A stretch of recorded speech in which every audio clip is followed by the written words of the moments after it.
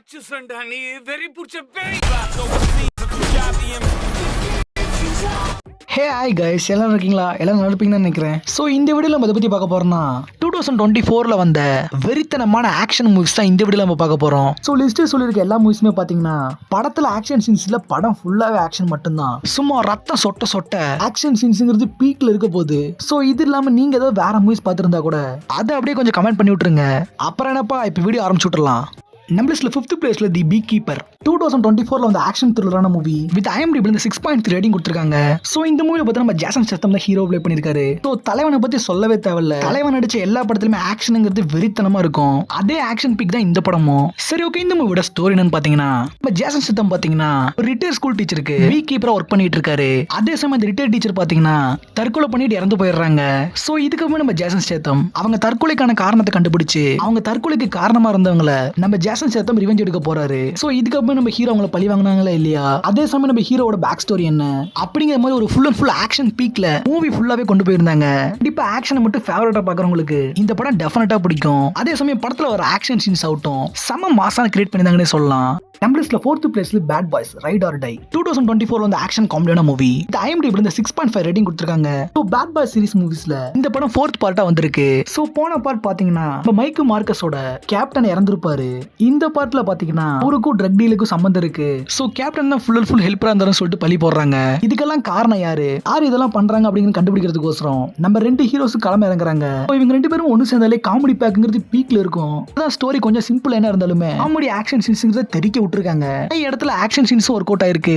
மார்க்கஸோட humour சீன்ஸ்லாம் வேற லெவல்ல இருந்துச்சு. பிளஸ் மூவில உண்மையாலுமே சொல்லணும்னா ஆக்ஷன் சீன்ஸாவே நோட் பண்ணீங்கன்னா விஷுவலா பார்க்கிறதுக்கு சூப்பரா இருந்துச்சு. சோ தலைவனோட காம்போ பத்தி சொல்லவே தேவையில்ல, அடிப்பொலியான பெர்ஃபார்மன்ஸ். சோ நம்ம வில் ஸ்மித் கோசமும் மார்க்கஸ் கோசமே கண்டிப்பா இந்த மூவி நீங்க நம்பி பார்க்கலாம். நம்ம லிஸ்ட்ல 3rd பிளேஸ்ல ஃபியூரிஸா எ மேட் மேக்ஸ் சாகா 2024 வந்த ஆக்ஷன் சயின்ஸ் ஃபிக்ஷனான மூவி வித் IMDb 7.5 ரேட்டிங் கொடுத்திருக்காங்க. சோ மேட் மேக்ஸோட ப்ரீக்வல் மூவி தான் இந்த மூவி. மேட் மேக்ஸ்ல ஃபியூரிஸா கேரக்டர் எல்லாத்துக்கும் தெரியும். சோ அவங்களோட ஆரிஜின் ஸ்டோரி தான் இது. அவங்க எப்படி இதுக்குள்ள வந்தாங்க, அவங்களோட சின்ன வயசுல இருந்து அவங்க அம்மா கூட அவங்க இடத்துல இருந்து வெளியில வந்தாங்க.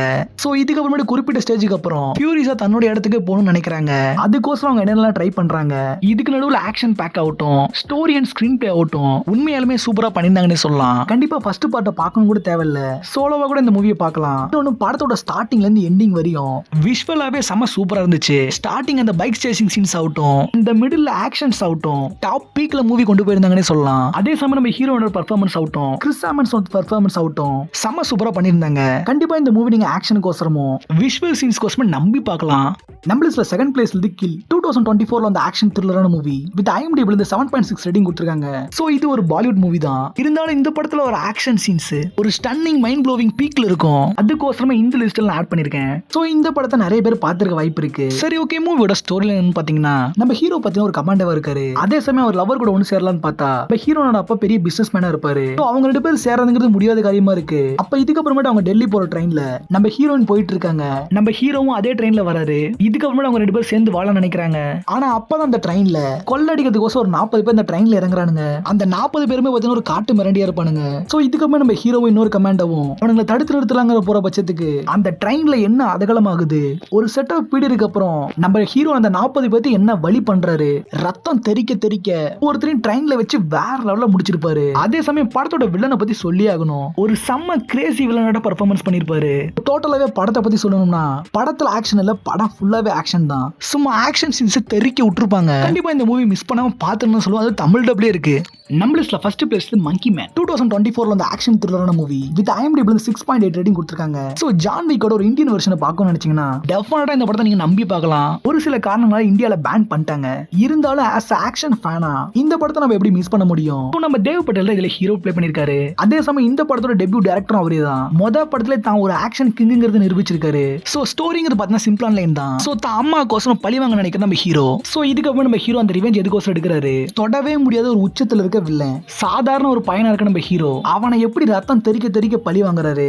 சோ அதுக்கோசரம் நம்ம ஹீரோ என்னவா மாறுறாரு. இது எல்லாத்தையுமே மொத்தமா ஒன்னா சேர்த்து ஸ்கிரீன் ஃபுல்லா ரத்தம் தெறிக்க ஒரு ஆக்ஷன் பீக்ல இந்த படத்தை கொண்டு போயிருந்தாங்கன்னு சொல்லலாம். கிளைமேக்ஸ்லாம் ஸ்டன்னிங்கான ஒரு ஆக்ஷன் பேக். எனக்கு தெரிஞ்சு படம் பார்க்குற யாரா இருந்தாலும் இவர் ஒரு டெபியூ டைரக்டர்னே சொல்ல மாட்டாங்க. ஏன்னா அந்த அளவுக்கு அந்த டைரக்ஷனுங்கிறது இருந்துச்சு. சோ இந்த படம் பாத்தீங்கன்னா தமிழ்ல இல்ல இருந்தாலுமே இந்த படத்தை நீங்க சப்டைட்டில் ஆஃப் பண்ணிட்டு தாராளமா பார்க்கலாம். படம் ஃபுல்லாவே ரத்தம் தெறிக்க தெறிக்க ஆக்ஷன் மட்டும்தான். சரி ஓகே, இதோட இந்த வீடியோ முடிச்சுக்கலாம். நம்ம வீடியோ பிடிச்சிருந்தா லைக் பண்ணுங்க, அப்படியே உங்க ஃப்ரெண்ட்ஸ்லாம் ஷேர் பண்ணி விட்டுருங்க. மறக்காம சப்ஸ்கிரைப் பண்ணி தட்டி விட்டு போயிடுங்க.